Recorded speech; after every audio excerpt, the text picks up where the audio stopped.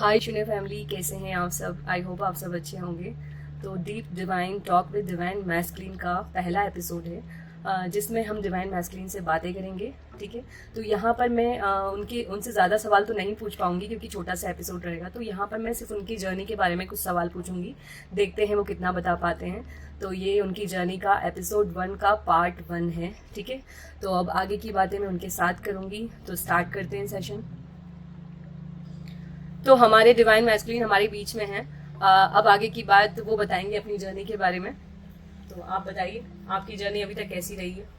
Hello और thank you मुझे बुलाने के लिए।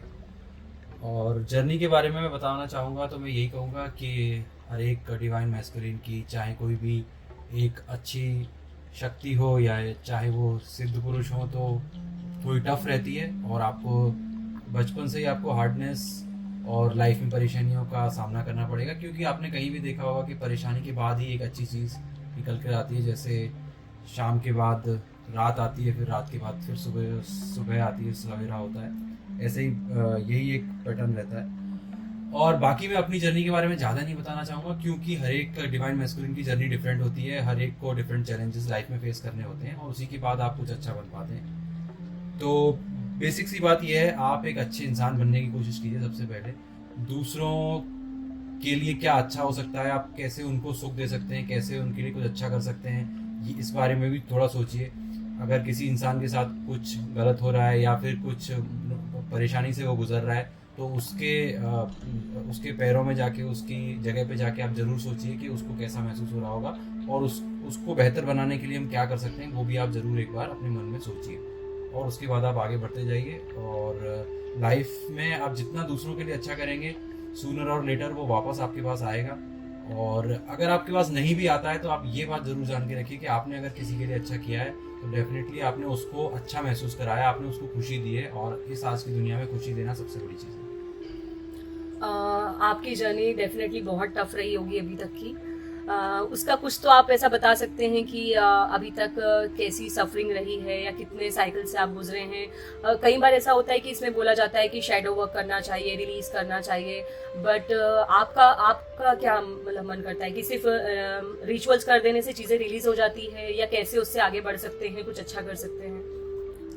देखिए, मैं इसमें ये कहना चाहूँगा कि जैसे आपने शेडो वर्क और बहुत सारे जो दूसरे इंस्ट्रूमेंट्स हैं अपने ऑरा को क्लीन करने के लिए, अपनी जो भी आपने गलत या फिर जो भी आपने खराब रिचुअल्स। एक्सपीरियंसेस, यस, जो भी आपने खराब एक्सपीरियंसेस करे हैं उनको उनको दूर करने के लिए, तो मैं ये कहूँगा कि ज़रूरी नहीं है कि आप कुछ ऐसे ऐसे रिचुअल्स ही करें। अगर आपके साथ सब कुछ शुरुआत से अच्छा हुआ है, एक बिल्कुल भी ऐसा कहीं लिखा नहीं हुआ है कि अगर आप एक डिवाइन मैस्कुलिन है तो आपको सारी कठिन कठिन चीज़ों से ही गुजरना पड़ेगा। लेकिन ये बात ज़रूर है कि आपको मेहनत ज़रूर करनी पड़ेगी। ऐसा नहीं है, अब वो मेहनत में कठिनाई तो हमेशा होती ही है। अब ऐसा नहीं है कि उसके लिए आपको बहुत ख़राब एक्सपीरियंसेस होने की ज़रूरत है तभी आप कुछ हासिल कर पाएंगे। तो मैं ये कहना चाहूँगा कि शेडो वर्क उनके लिए काम आ सकता है जो कि अगर अगर किसी चीज़ को नेगेटिवली देख रहे हैं, अगर वो नेगेटिविटी की तरफ जा रहे हैं और वो किसी खराब इवेंट में से पॉजिटिव चीज़ को नहीं उठा पा रहे हैं, तो उनको एक गाइडेंस की ज़रूरत है। उनको ये बताने की ज़रूरत है कि इस खराब इवेंट में से आप क्या अच्छी चीज़ देख सकते हैं, कैसे इसको एक पॉजिटिव एक्सपीरियंस की तरह से आप ले सकते हैं, क्या इससे सीख सकते हैं।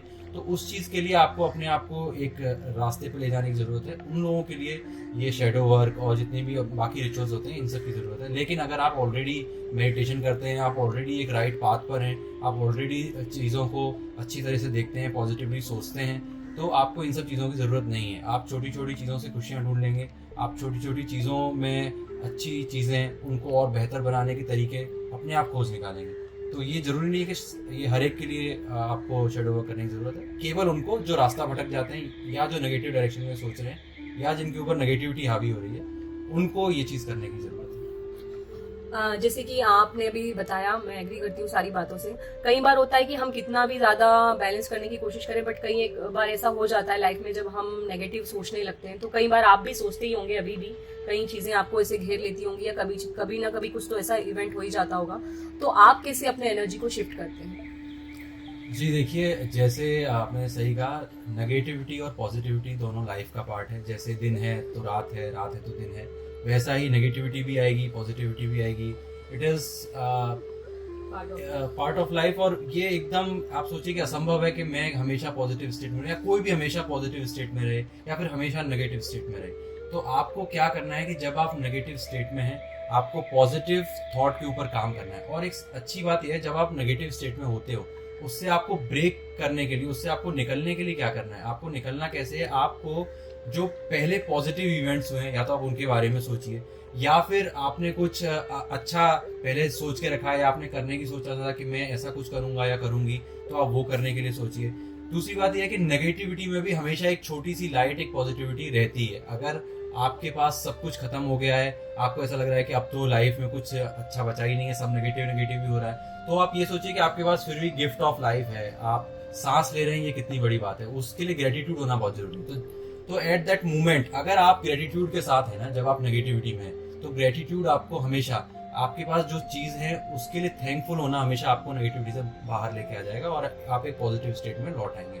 तो आपको थैंकफुल होना बहुत जरूरी है। जब तक आप जो चीजें आपके पास है, जो आप सोचते हैं आपके लिए ग्रांटेड है, मतलब ये तो वहां मिली हुई है, इसके लिए मुझे क्या करने की जरूरत है, बट ऐसा नहीं है। लाइफ में कुछ भी ग्रांटेड नहीं होता है। आप सोचिए कि आपके पास क्या चीजें हो सकता है कि आपके पास बहुत सारे अच्छे रिश्ते हों, आपके पास हो सकता है बहुत अच्छे माँ बाप हों, नहीं हो अगर ऐसा तो आपके पास हो सकता है बहुत अच्छा कोई भाई हो, बहन हो, कोई बहुत अच्छा दोस्त हो जो आपको जान से ज्यादा चाहता हो। अगर वो भी नहीं तो हो सकता है आपके पास बहुत अच्छा पेट हो, या फिर कोई भी ऐसा इंसान हो जो आपकी केयर करता हो, आपके लिए सोचता हो, या फिर आप अगर ये भी सब भी नहीं है तो जिसका कोई नहीं होता तो भगवान होता है। तो आप भगवान के सहारे, एक होप के सहारे आप ऑलवेज वापस आ सकते हैं। होप एंड ग्रेटिट्यूड बहुत बहुत बड़ी चीज है, और ये नेगेटिविटी में हमेशा आपको बाहर खींच के लेके आती है। जैसे कि आपने बताया कि हमें ग्रेटफुल होना चाहिए हर छोटी चीज़ों के लिए। कई बार हमारे पास जो चीज़ें हैं हम उनको बिल्कुल देखते नहीं हैं, जैसे कि भगवान ने हमें ये जन्म दिया उसको ही हम नहीं देखते हैं। कई बार हमें ये जो सांसें मिली इसी को हम ध्यान नहीं रखते। तो आप इसके बारे में कुछ बताना चाहेंगे?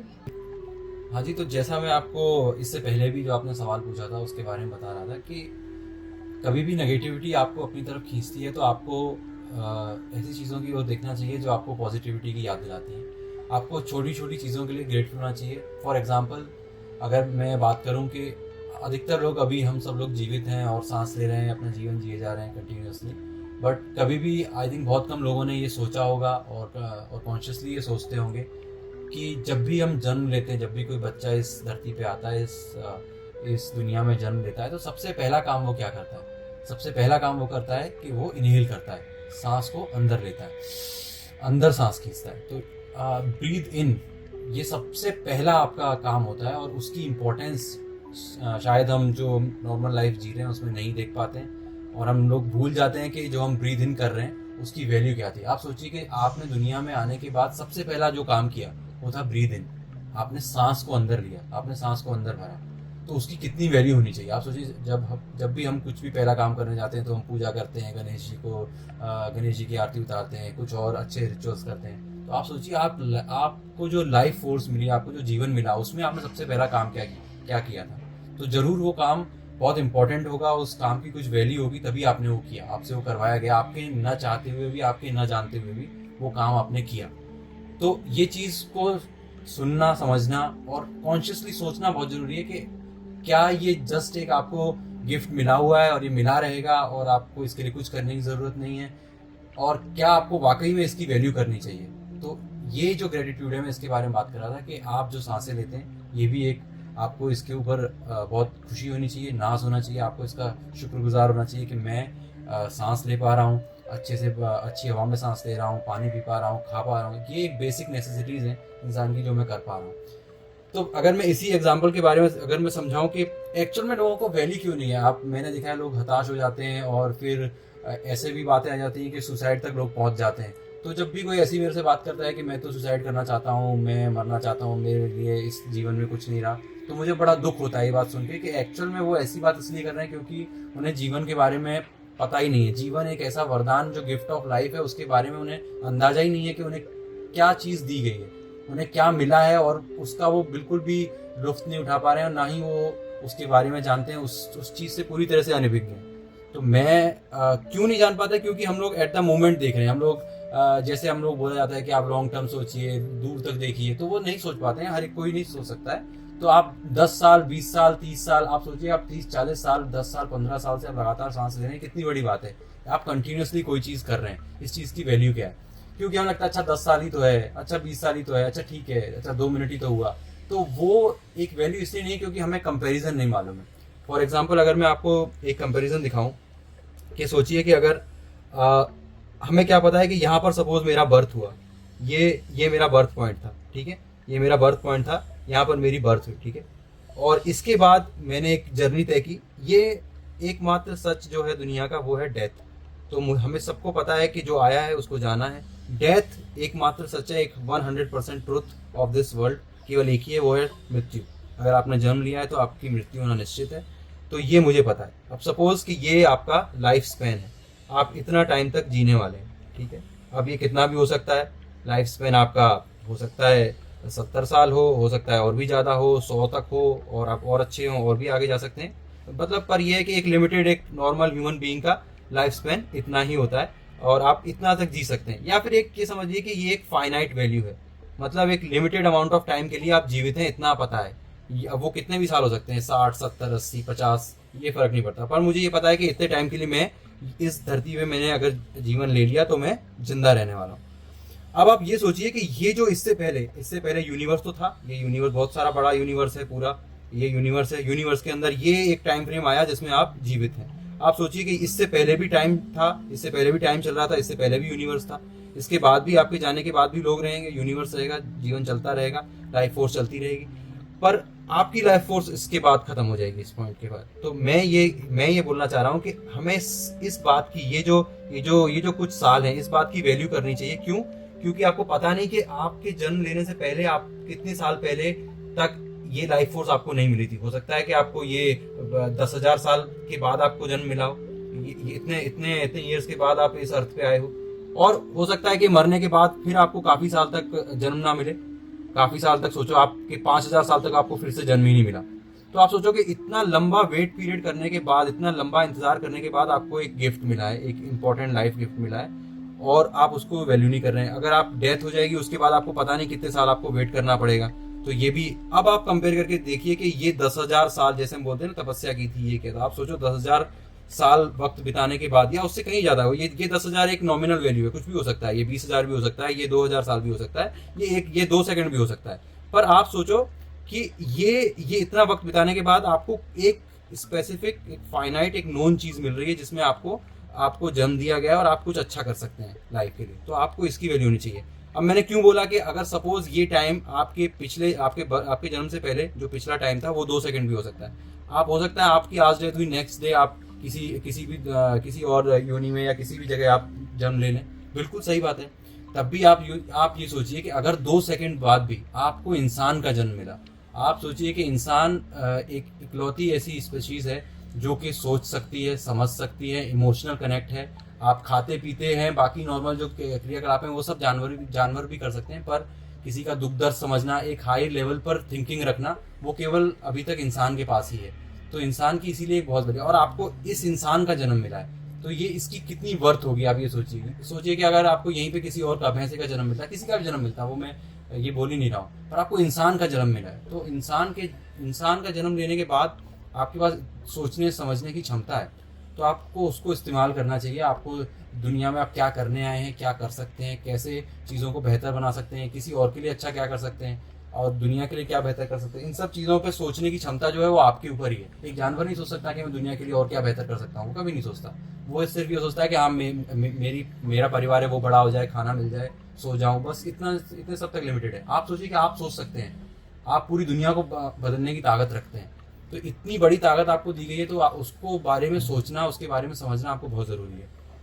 अब यहीं पे अगर वो 2 सेकंड वाला मैंने इसलिए किया कि कोई ज़रूर पूछेगा कि हो सकता है कि मैं अभी मर के तुरंत भी जन्म ले सकता हूँ, तो इसलिए मैंने वो 2 सेकंड का एग्जाम्पल दिया। पर अब आप इस पे ध्यान कीजिए कि अगर आप सोचो 10,000 साल के बाद आपको कोई जन्म मिला है और आप अब 50 या 60 साल या 70 साल आप जीने वाले हो, एक बहुत ही छोटा सा पीरियड होता है। आप सोचिए कितना पलक झपकते ही ये पल निकल जाएगा। तो आपको इस जो मोमेंट है इसका फ़ायदा उठाना चाहिए, और इस मोमेंट की हर एक मोमेंट को, इस लाइफ के हर एक मोमेंट को आपको बहुत सहेज के रखना चाहिए। आपको सोचना चाहिए कि मैं, अब क्या होता है कि बहुत, चलो मान लो किसी के साथ ख़राब एक्सपीरियंस हो गया, उन्होंने कुछ लाइफ में बुरा देख लिया, किसी की डेथ हो गई, कहीं ब्रेकअप हो गया, किसी ने आपके साथ गलत किया, आपको धोखा दिया, आपके साथ आप बहुत अच्छे थे तो आपका फ़ायदा उठाया, ये कुछ भी चीज़ हो सकती है। पर आप ये सोचिए कि क्या उस समय में आप ये सब आपका ये जो समय है यहाँ से धीरे धीरे करके चलता जा रहा है। पहले आप यहाँ पर थे, फिर आप यहाँ पर जाओगे, आप पहले 10 साल के थे, फिर 20 पे आए, फिर 30 पे आए, फिर 40 पे आए, फिर 50 पे आए। यहाँ पर ये सब चीज़ें हो रही हैं, आपके साथ कोई बुरा वक्त हो गया, यहाँ पर कुछ भी हो गया, तो आप सोचिए ये आपका लाइफ जो टेन्योर है, लाइफ टाइम पूरा चल रहा है। इसमें आपको कोशिश ज़्यादा से ज़्यादा क्या करनी है कि आपका हर एक वक्त जो भी गुजर रहा है वो सब अच्छा हो। और अगर अच्छा नहीं भी है तो उस खराब एक्सपीरियंस से आपको क्या सीख मिल रही है, क्या अगर आपके फॉर एग्जांपल आपका ब्रेकअप ही हो गया तो उस ब्रेकअप से आपने क्या सीखा, दूसरे इंसान से आपको क्या सीखने को मिला, आप वो सीख उठा लीजिए। आप ये मत सोचिए कि हमारी लड़ाई झगड़ा हुआ, इससे बातचीत हो गई, उसने मेरा ये छीन लिया, उसने मेरा। आप सोचिए ना कि उससे आपको सीख क्या मिली, उससे आपको पॉजिटिव सोचने समझने की क्षमता बढ़ी कि नहीं, आपने उससे क्या सीख लिया। ये एक पॉजिटिव सोच लेके आप वहां से निकल जाइए और आगे बढ़िए, उस मोमेंट में रहिए। अब इसके लिए बिल्कुल जरूरी नहीं है कि आप वो पुराना जो आपको खराब चीज थी, रिश्ता था, उसे कंप्लीटली भूल जाएं या फिर उसे जब तक आप जलाएंगे नहीं तब तक आप आगे, ऐसा नहीं है। आप वो हमेशा जो आपके साथ घटित हो गया, जब तक आपकी मेमोरी है, जब तक आपकी याददाश्त है, वो आपके साथ रहेगा। तो आपको क्या करना है, आपको उससे पॉजिटिव एक्सपीरियंसेस, आप क्या चीज उससे सीख सकते हैं वो सीख के आपको आगे बढ़ जाना है। तो ये सबसे इंपॉर्टेंट है। और फिर नेक्स्ट जो अभी आप जी रहे हैं लाइफ, आपको उसमें उस चीज को इम्प्लीमेंट भी करना है और नई चीजें सीखते भी रहना है और धीरे धीरे करके पॉजिटिव सोच के साथ आगे बढ़ना है। तो ये सबसे ज्यादा इंपॉर्टेंट है। तो मैं बात कर रहा था, सबसे पहले जो मैंने बात की थी तो वो थी ब्रीद इन के बारे में। तो यहाँ पर जब मैंने सबसे पहला जन्म हुआ तो ब्रीद इन किया सबसे पहला, और जब डेथ आ जाती है, जब सबसे आखिरी काम आप करते हैं वो होता है ब्रीद आउट का। तो आप एक्सेल करेंगे, सबसे पहले आप इनहेल करते हैं, फिर आप एक्सेल करेंगे। तो ये दो चीज़ें जो हैं बहुत इंपॉर्टेंट हैं। एक आप सोचिए कि सबसे पहला काम आपको क्या था, इनहेल किया आपने, ठीक है, इनहेल किया। और दूसरा सबसे आखिरी काम आप जो करेंगे वो होगा एक्सेल का, ठीक है। तो आप सोचिए अब इस पूरे बीच के पीरियड में आप कंटिन्यूअसली इनहेल एक्सेल कर रहे हैं। तो ये कितनी बड़ी वैल्यूएबल चीज़ है कि आप जो काम आपको सबसे पहले करने को मिला और जो काम आप आखिरी करने जा रहे हैं वो आपको लगातार करने को मिल रहा है। तो इसकी वैल्यू आपको समझनी चाहिए इस कंटिन्यूअस लाइफ स्टाइल में। और मैं तो बोलूँगा जिसको भी ऐसा प्रॉब्लम है मेडिटेशन का, तो एक बार आप बिल्कुल अपनी सांसों के ऊपर ज़रूर ध्यान दें, कैसे आप ब्रीद इन कर रहे हैं, कैसे आपको छोटी छोटी चीज़ें मिल रही हैं, और इसके लिए ग्रेटिट्यूड होना बहुत ज़रूरी है। तो ये एक छोटी सी बात थी, बाकी बहुत बड़ी चीज़ है, इसमें बहुत वक्त लगता है समझने में। और अगर आगे किसी का कुछ सवाल आएगा तो वैसा मैं बोलूँगा, लेकिन ये एक बेसिक सी चीज़ है। मतलब मैंने इस चीज़ के ऊपर इसलिए रोशनी डालने की कोशिश की। बाकी ह्यूमन लाइफ के बहुत सारे प्लेन्स हैं, आपके इमोशनल प्लेन है, फिजिकल प्लेन है और मेंटल प्लेन है। उसके अलावा बहुत सारी ऐसी फोर्सेस होती हैं जो कि आपको जीवित रखती हैं। अब वो उसके बारे में वो अलग ही डीप टॉपिक है, उसके बारे में फिर कभी अगर कुछ ऐसा होगा तो बात करूँगा। पर फिलहाल तो मैं इन दोनों चीज़ों के ऊपर एक प्रायोरिटी देना चाहता था कि आप इस चीज़ को समझिए कि आपका जन्म लेना और जन्म लेने के साथ पहली सांस लेना, और उसके बाद जब आपका आखिरी समय आएगा उस समय आखिरी सांस लेना, उसके बीच का जो पीरियड है उसमें आपको कंटिन्यूस सांस लेने को, सांस भरने को, सांस छोड़ने को मिल रहा है, उसकी वैल्यू समझिए। ये गिफ्ट ऑफ लाइफ है, इसको सहेज के रखिए, इसका अच्छे से अच्छा इस्तेमाल करने की कोशिश कीजिए। मैं तो यही आपको इसमें बोलना चाहूँगा। जैसे कि हमारे डिवाइन मैस्कुलिन ने बताया, काफ़ी अच्छे से उन्होंने एक्सप्लेन किया लाइफ के बारे में, और यही बहुत अच्छी बात है क्योंकि अभी ना ऐसा हो गया है कि हर किसी को ऐसे ही लगता है कि ट्विन फ्लेम जर्नी और ये और वो और पता नहीं क्या क्या क्या क्या सोचने लगे हैं, और अपने बारे में तो जानना ही नहीं चाहते हैं, दूसरे के बारे में ही सब कुछ जानना है। आपको पहले अपने आप से प्यार करना होगा, अपने आप की खोज में निकलना होगा, अपनी लाइफ के बारे में सोचना होगा। जब तक आप उसको नहीं समझेंगे, इस जो ये पैटर्न इन्होंने एक्सप्लेन किया, इसको आप नहीं समझोगे, इसकी कीमत को अच्छे से नहीं जानोगे, तब तक आप सोच भी नहीं सकते कि आपको किसी और को पाने का हक है। पहले आप खुद को तो पालो, ठीक है। तो इसी बारे में उन्होंने अच्छे से एक्सप्लेन किया है। तो पहला तो यही एपिसोड हमारा यहीं पर खत्म होता है, पार्ट 1 इनकी जर्नी को लेकर। उन्होंने अपनी जर्नी के बारे में ज़्यादा नहीं बताया, और जैसे कि डिवाइन मैस्कुलिन्स नहीं बताते हैं। जितना उन्होंने आपको बताया है, इससे आप अंदाज़ा लगा सकते हैं कि आप किनके साथ डील कर रहे हैं अभी। आप इनकी बातों से हो सकता है आपके पर्सन भी ऐसी बातें करते हों, ऐसी ही डीप टॉक करते हो, तो आपको बिल्कुल समझ में आ जाएगा, जैसे कि उन्होंने एक्सप्लेन किया यहाँ पर बहुत अच्छे से, ठीक है। तो अभी इस सेशन को हम यहीं पे ख़त्म करते हैं, और आगे का मैं उनसे नेक्स्ट टॉपिक क्या लेकर जब आऊँगी तो मैं आपको बता दूँगी। आप कमेंट सेक्शन में बता दीजिएगा अगर आपको कुछ और जानना है उनसे। और बस ऐसे ही एपिसोड लेकर आती रहूँगी मैं, जिससे कि आपको पता चले, आप जान पाए डिवाइन मैस्कुलिन को बहुत अच्छे से और उनकी गहरी बातों को। तो ऐसी ही डीप टॉक लेकर हम आते रहेंगे। Okay, bye bye, next video में मिलते हैं।